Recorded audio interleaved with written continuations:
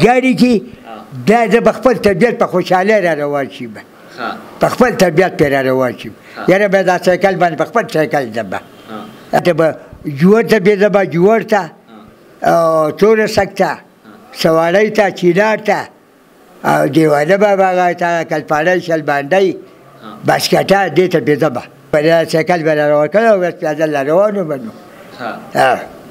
او چې کله به دا شي نو سوری به وي نو هغې ته به مې سایکل ودرو دمه به شي او بیا تږی شوی د بر یو چینه شانتې وه د هغې نه مې بوتل ډک و هغې نه مې اوبه مې وڅښلې او سم مې له ځان سره راواخیست بسم الله الرحمن الرحیم السلام علیکم ګرانو درنو پښتنو زه یم وحید الله خان ګرانو ملګرو انسان په تیر وختونو کې هم د ځوانانو په شانتې زور لرلی شي دغه خبره د بونیر خان محمد صاحب ثابته کړه څوک چې په یو عام غونډه کې سیکل باندې د اووه کاله په عمر کې د بونیر نه سوات ته راغلی دی تقریبا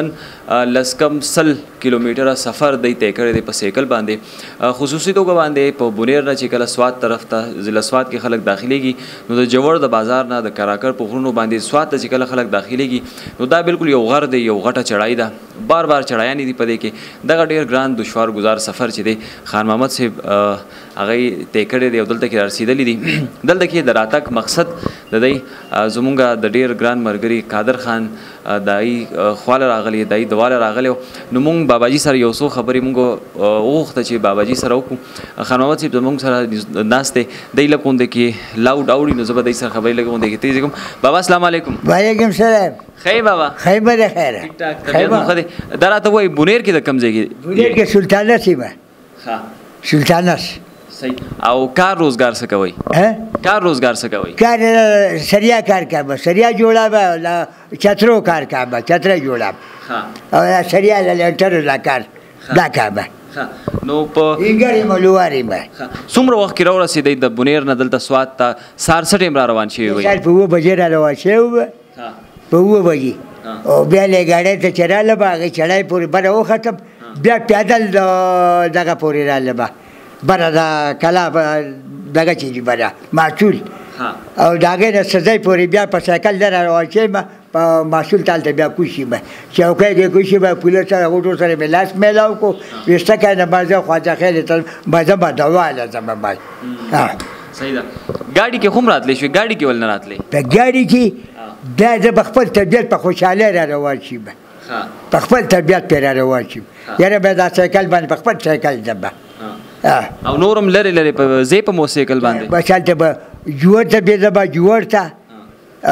توره سک ته سوارۍ ته چینار ته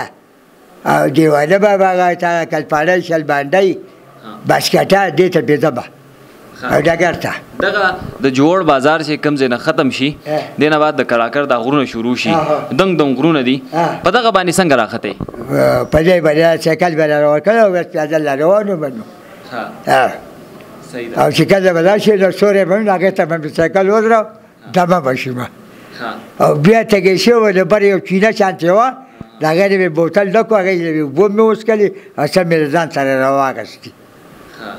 او سوات کې به څو شپې کوئ سوات کې به څو شپې کوئ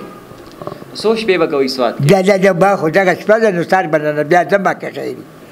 سهار به بیا ځم به که خیري بابا ته ډېر خوږ سړی مونږ وایو چې یو هفته تېره کړې دا خدای دې ټول څه نه کړي دلته کې د خپل نوم دی بره دا د مور د میادم مې مور ده دا کاکي اجیدي دي په میادم کې هلته مې خدای بابا وکړه باچا خان هغه مې د مور پلار دی همبر دی خدای دې او کله د دې نه مخکې سوات ته کله راغلی وئ سوات ته مخکې کله راغلی وئ څو میاشتې مخکې راغلی وئ سوات ته مخکې راغلی وم او بیا راتله به او بیا دلته کې سختي وه سختي وه نو هغه د موږ طالبانو هغه بیا د جومات کې راکېده به سکول کې وو نو بیا سکول کې به کېده بیا ورته ټوله کې باتې بده وي او داسې داسې بیا د هغه د ګاډي ته وخېږه د کور ته دا څوک او اعتماد نه بیا راغلی وم بړي ګوټ ته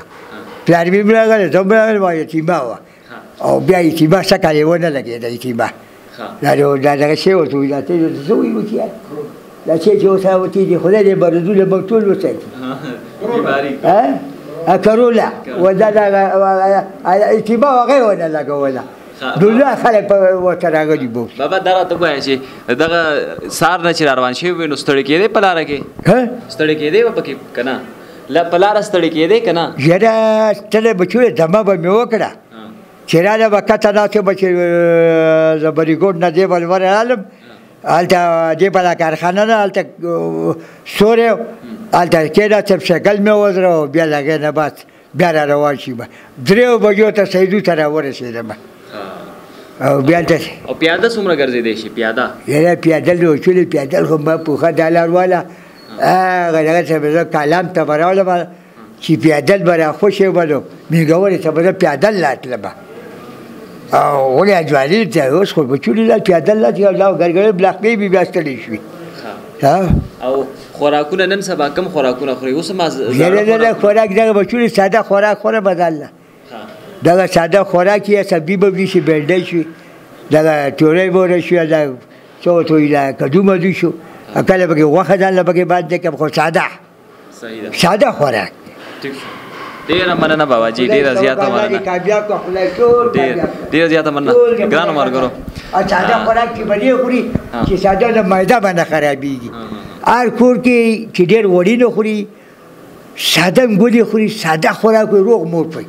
هر انسان اکثر په برابر خپل لمونځ به هم کوي خدای تعالی به هم یادوي او سر به مانځله د وخته باسي او کله انشاءالله ډېره زیاته مننه ګرانو ملګرو زموږ باباجي خبرې اترې تاسو واورېدې کله چې د انسان جذبې او همت چې دی دا په بلندیانو باندې نو د دنیا هیڅ هر مشکل چې دی یو مشکل هم د هغه د مخې ته نشي ودرېدی ګرانو ملګرو خان محمد صاحب دغه خبره ثابته کړه چونکې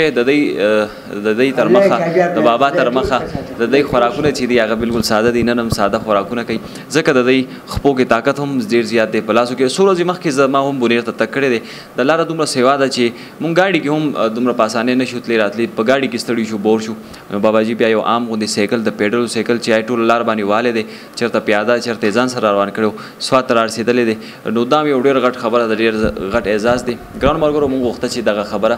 د باباجي دغه همت تاسو سره شیر کړو د دې پروګرام واحد مقصد صرف دا و چې کله همت جوای نو مشکلات هېڅ معنی نه لري دوی سره زموږ دا نننی پروګرام خپل سره ته رسي انشاءالله یو ځل به بیا بل ځای نه ستاسو خدمت کې حاضرېږو تر هغه وخته پورې د لوی الله په امان